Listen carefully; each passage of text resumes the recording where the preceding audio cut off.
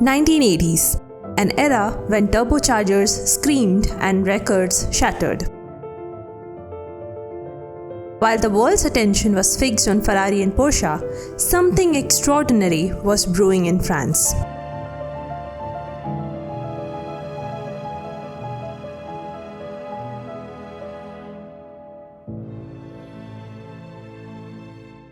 It began on dirt. In 1984, the Geneva Motor Show witnessed the unveiling of a monster, Peugeot's Group B rally car. As Ari Vatanen would say, it was a glove in his hands.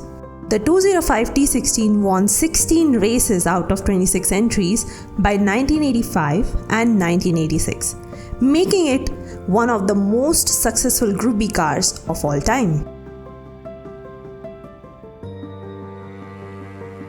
As Peugeot was struggling themselves to establish in Group C championship, they chose a unique way to get people's attention. In 1988, they abandoned the champions' limelight and shifted their focus from mere victories to going an extra mile and making it memorable. The WMP88 was a real showstopper back in the day, setting an eternal record for the fastest car on the Mulsanne Straight. It truly left its mark, proving that it was ahead of its time. The Peugeot 905 made quite a name for itself in Group C, winning in its debut year in 1991. Over the next couple of years, it kept up the momentum, racking up 9 wins out of 17 entries by 1993. It really added an exciting chapter to Peugeot's racing story.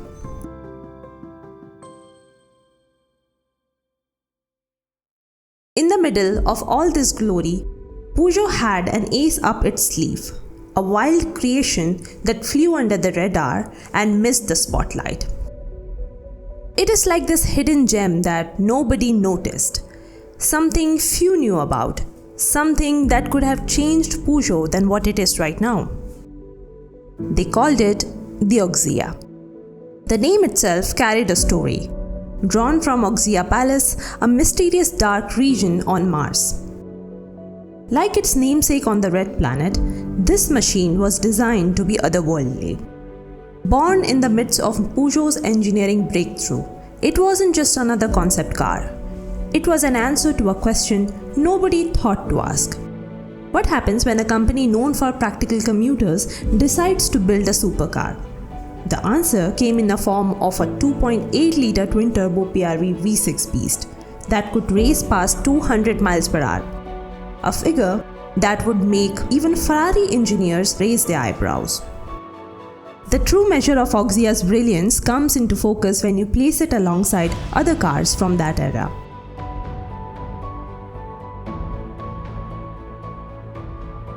Take the Bugatti EB110 for example, a name that would later become legendary. Unveiled in 1991, it represented the resurrection of Bugatti, armed with a mighty 3.5-liter quad-turbo V12 producing over 600 horsepower. On paper, it should have annihilated everything in its path. But here's where our little Martian gets the attention. Despite the smaller displacement, the Oxia didn't just keep pace, it exceeded expectations. When the numbers came in, Oxia had achieved 217 miles per hour, leaving EB110 in the dust. In the world of supercars, where every mile per hour is fought for with millions in development, it was not just a victory. It was a revelation. The secret lied in French finesse rather than brute force. While the EB110 relied on its mighty V12 and advanced monocoque chassis, its weight became its Achilles heel. The Oxia meanwhile proved that sometimes less is more. Its lighter engine and aerodynamic mastery created a perfect storm of speed. Then there was Jaguar XJ220. Similar to most cars, it began as a dream, a V12 powered all-wheel drive masterpiece. But unlike Oxia, Jaguar actually produced this car with a slight twist. Their production car was forced to compromise due to emission standards. The mighty V12 became a V6. The all-wheel drive was simplified to rear-wheel drive, and dreams were tampered by reality. The XJ220 reached 212 miles per hour, becoming the fastest Jaguar of that time. But eventually, due to financial issues and disappointment among enthusiasts, things did not go well in their favor. While Peugeot's creation remained pure to its vision, here is where Oxia's story takes an ironic twist. At 1377 kilograms, the Oxia wasn't exactly lightweight, but the real challenge wasn't the weight itself. It was how that weight handled when pushed to its absolute limits. The sophisticated all-wheel drive system, four-wheel steering, and twin-turbo engine setup created a delicate balance that became increasingly difficult to maintain as speeds climbed. Think of it like a ballet dancer trying to perform in a hurricane. All the technique was there, all the power was there, but above 200 miles per hour, the car was unable to hold it together. The Oxia's high-speed instability wasn't just about weight.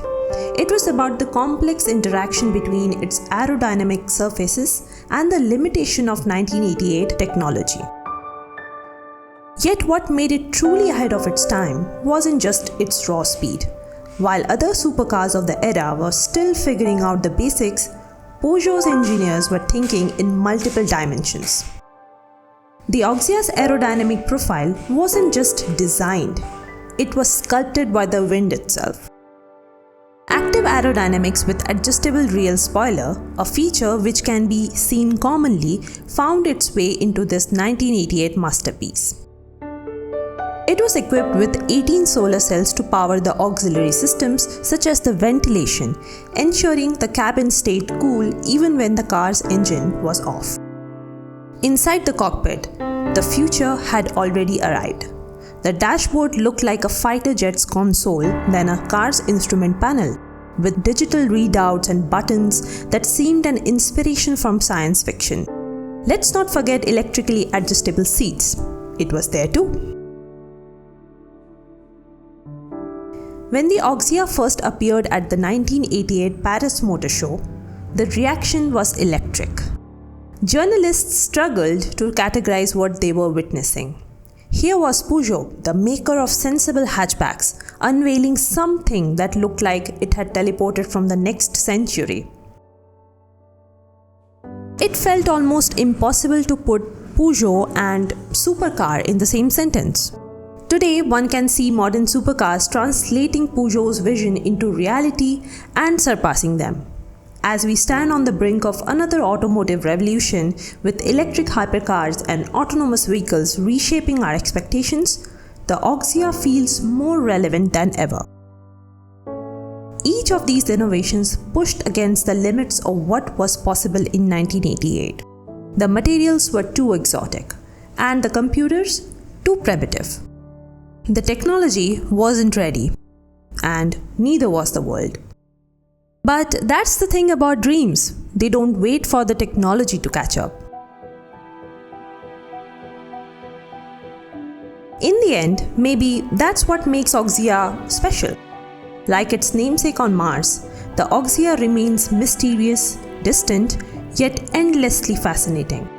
It wasn't just a car ahead of its time. It was a glimpse into a future we are still trying to catch up to.